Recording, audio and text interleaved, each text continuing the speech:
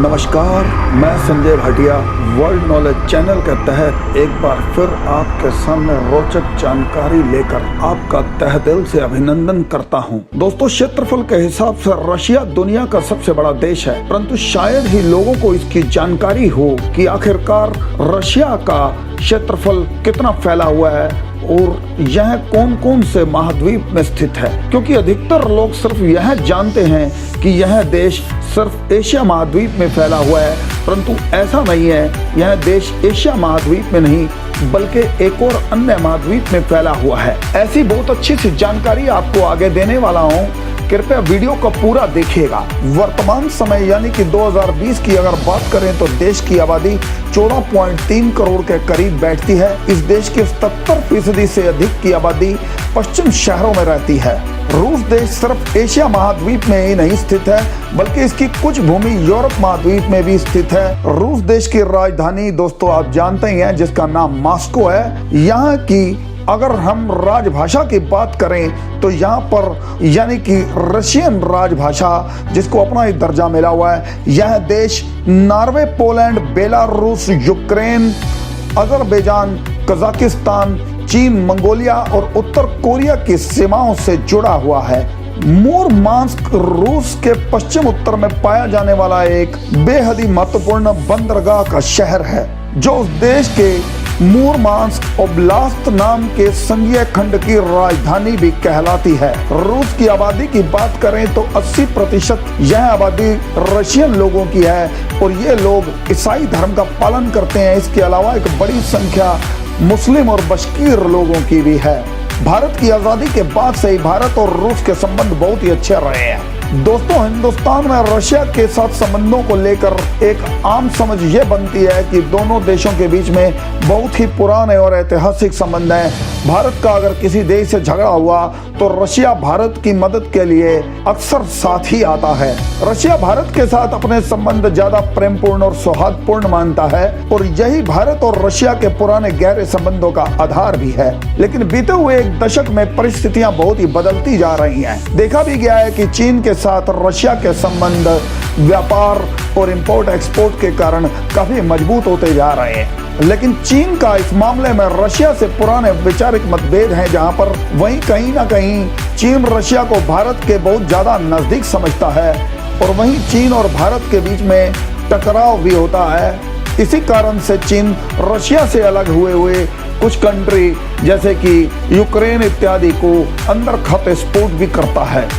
तो रशिया की अंतरराष्ट्रीय स्थिति के ऊपर भी इन चीजों को लेकर असर होगा और यह बात रशिया भी समझता है। रशिया की सत्ता में बैठे हुए लोगों के दिलो दिमाग में यह बात छाई हुई है दोस्तों कि जिस दिन भारत टूटा उस दिन से चीन से सबसे ज्यादा परेशानी एशिया महाद्वीप में अंदर किसी को होगी तो वो रशिया ही होगा। साथियों, कभी भी किसी देश के साथ किसी अन्य देश के संबंध स्थायी नहीं होते, क्योंकि ये लाभ और लोभ और व्यापारिक हितों के साथ जुड़े होते हैं। दोस्तों, अब अगर यहाँ के उत्पादन की बात की जाए तो यह देश हीरे जवाहरात और पेट्रोलियम पदार्थ, उर्वरक, लोहा, इस्पात, पेपर उत्पाद, न्यूक्लियर प्लांट के लिए यंत्र, खनिज तेल के मामले में इन सब चीजों के उत्पादन में बहुत आगे है।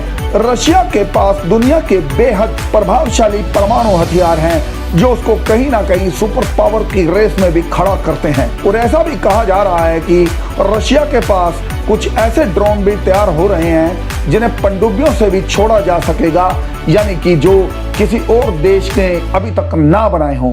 रशिया जो नई मिसाल बन रहा है, उनको यूरोप और एशिया में बिछे अमेरिकी डिफेंस सिस्टम भी नहीं रोक पा रहे और ना ही रोक सकते हैं। रूसी थल सेना के commander colonel general Vladimir Putin के द्वारा दी गई जानकारी के अनुसार यह भी माना जा रहा है कि रूस अपनी सेना में सैनिकों की संख्या बढ़ाए बगैर वर्ष 2021 तक 26 नई ब्रिगेड बना लेगा। समाचार एजेंसी IRA नोवोस्ती के अनुसार हाल ही में किए सैन्य के सुधारों के तहत रूसी सेना के सैनिकों की संख्या घटाकर 10 लाख कर दी गई है। फिलहाल सेना के लगभग 100 ब्रिगेड हैं, लेकिन 2021 तक इसमें 10 टोही ब्रिगेड, 14 सैन्य उड्डयन ब्रिगेड और 2 हवाई रक्षा ब्रिगेड और जोड़े जाएंगे।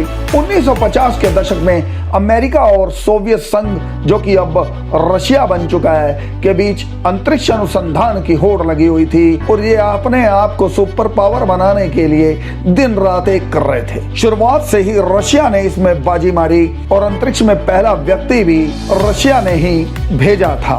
लेकिन अमेरिका ने चांद पर सबसे पहले इंसान को भेजकर रशिया के अभिमान को भी तोड़ डाला था। अब रूसी संघीय अंतरिक्ष अभिकरण यानी कि Russia federal space agency Russia का सरकारी अंतरिक्ष अभिकरण है, जो कि रशिया में अंतरिक्ष से जुड़ी गतिविधियों को देखता है। इसे रोसकॉसमोस के नाम से भी जाना जाता है। रोसकॉसमोस का मुख्यालय मॉस्को में ही स्थित है।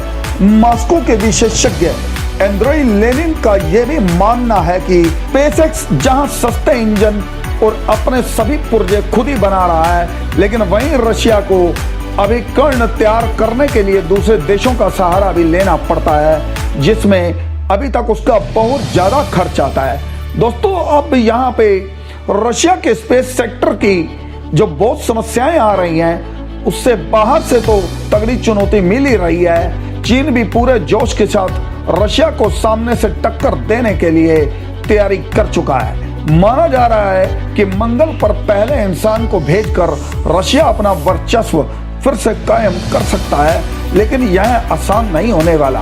अब रशिया को इसके लिए दूसरे देशों की मदद लेनी होगी, जो आसान नहीं होगा। तो कुल मिलाकर स्पेसएक्स का यह अभियान रशिया के लिए खतरे की एक घंटी जरूर है। तो दोस्तों, यह थी रशिया की कुछ महत्वपूर्ण जानकारियां। दोस्तों, अगर वीडियो आपको पसंद आया हो तो इसको लाइक और शेयर करना और सब्सक्राइब करना मत भूलिएगा। धन्यवाद।